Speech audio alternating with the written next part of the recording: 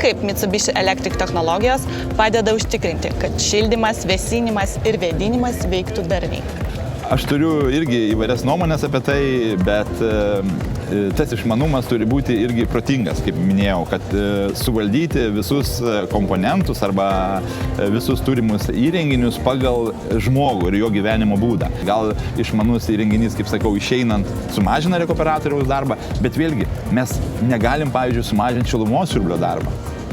Nes mes turim palaikyti tam tikrą temperatūrą. Plius namas turi labai didelę inerciją, kadangi jisai labai sandarus, jisai prikaupia energijos ir jeigu mes, pavyzdžiui, išeinant iš namo, mėginsim nuleisti ten 2-3 laipsnius, mums nepavyks per dieną. Vasaros metu taip, galima šitą daryti. Rekuperatorius su kondicionierium, pavyzdžiui, yra labai gerai šiuo atveju, kada vasarą mes turime vėsiau, kondicionierius įsijungia, tada įsijungia rekuperacinius baipasas ir tuo pačiu palaikome vėsesnę temperatūrą patalpose, nenaudodami kondicionieriaus elektros energijos. Tai tie išmanumai turi būti vėlgi protingi, pasvarstyti ir įvertinti.